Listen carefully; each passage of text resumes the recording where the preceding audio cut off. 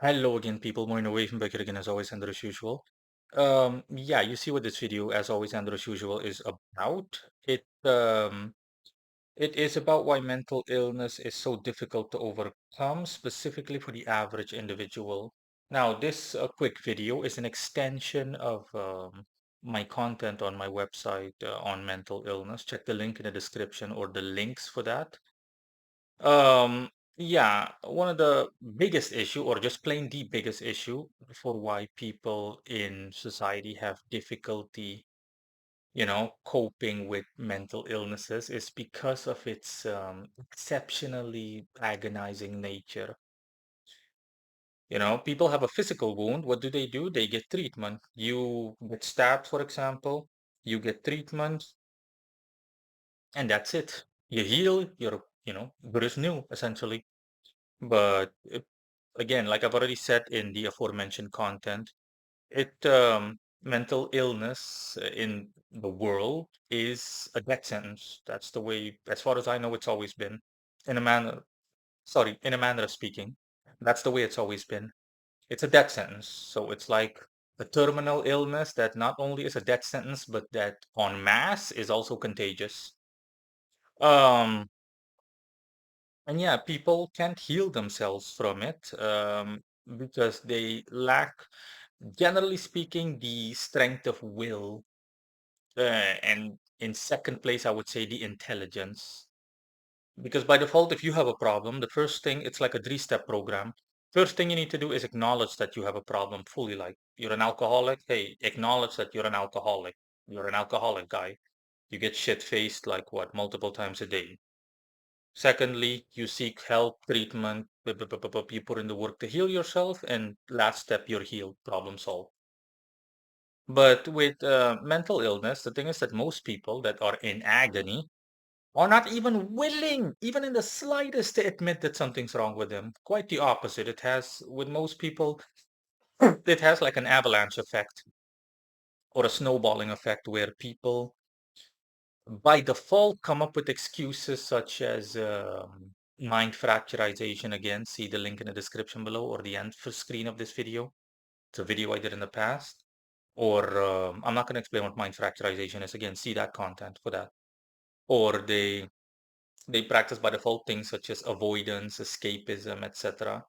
So what they do by default is this: la la la la la, nothing is wrong with me, everything is fine, la la la la la. They go so far as to essentially claim that the world is the one with the problem. Like literally, that, hey, the rest of everyone out there is the one with the problem. I'm not the one with the problem, you guys are. That's how toxic mental illness can be, or is, And yeah, if you can't even come to terms with step one, how the hell are you going to do the other two steps? And like I said, secondarily, it's no surprise that people in the world, bluntly put, are stupid as hell. Okay, majority of people in the world are quite dumb. So they have no idea where to even start and where to begin and whatnot. And last but not least, being in such an abhorrent state of mind also makes it so that performing any serious action is quite strenuous. The equivalent of someone being semi-crippled.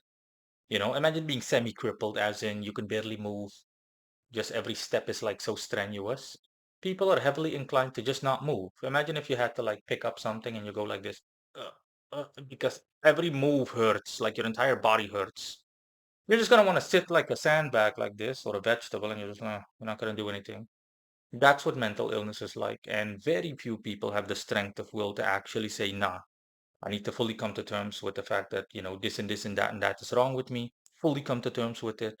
Put in, despite the fact that I feel like I weigh a ton mentally, literally, I still need to keep pushing on and on and on to the point where I reach the solution and then apply the solution and then get better that way. Again, based on the mere description alone, based on everything I've said, already gives away that, again, um,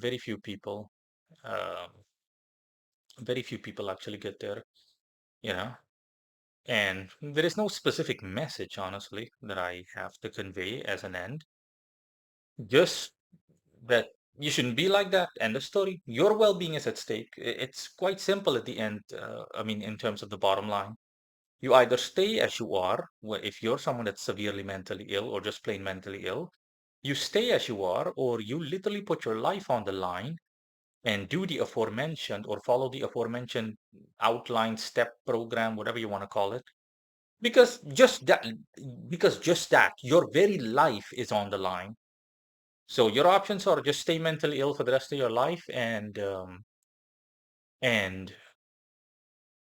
just die mentally ill. And essentially, when you look back on your life from the astral plane, you're like, oh, my life meant nothing. That's just fantastic. Essentially, meant nothing. I was just a mentally disturbed imbecile, and that's it. Um, and oh yeah, what I was also going to say is that it's either that or you don't, or you literally put everything on the line.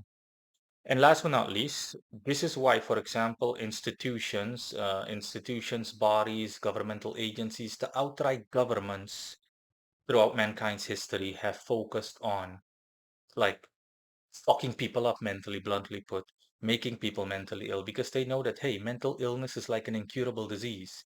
And if done well and if done at maximum levels, then you're essentially dooming an entire community of people, whether it is a culture, a nation, or whatever, an entire region is doomed to perpetual misery because of mental illness. Because if you can get that mental illness to stick with your intended victims or targets, if you're a government, then guess what?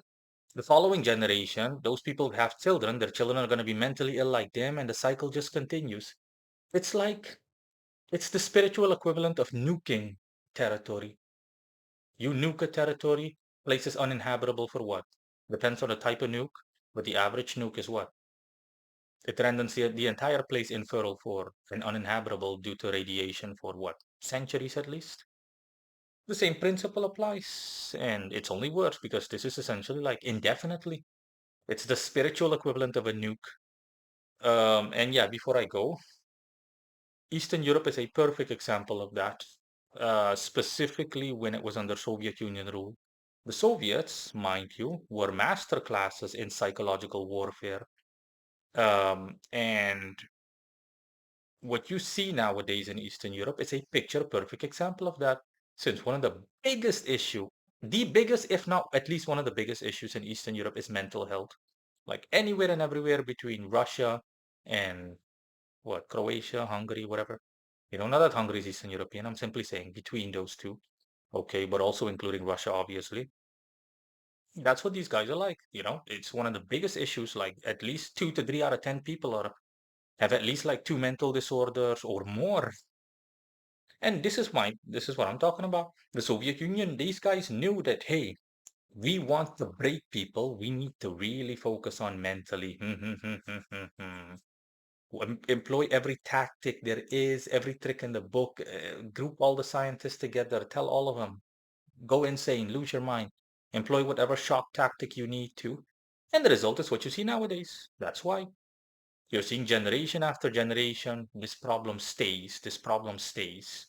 Also quite similar, for example, in the US, the southern states, for example, those quote unquote redneck states and whatnot. Mental health is a big issue, big problem. Okay, these guys are thinking, and it just goes on and on and on. In the third world, you'll come across it, for example, but not in such heavy concentrated amounts or in such copious amounts. But there are, especially the OG individuals, for example, people from the colonizationary era, so people that by this year's standards are like 50 or 60 years old. A lot of these guys have like, because I've seen these kinds of people, they're like traumatized. They bear an incredible hatred for whatever country colonized their country in that era. And they're like bitter to the point where they can't even talk about it. You name it. You see my point? The default things that they do is see, hear, and speak no evil. And the second you bring something like this up, you'll notice one of the main things you'll notice is incredible discomfort with their eyes darting from side to side. No comment, no nothing. You see my point? That's the default response that people have. With an attitude like that, you're not going to get anywhere, needless to say, because what happens is that you stay stuck in time. Essentially, mentally, you're still stuck in that era. It's like living rent free inside your head. And you can imagine you're never going to move forward with your life.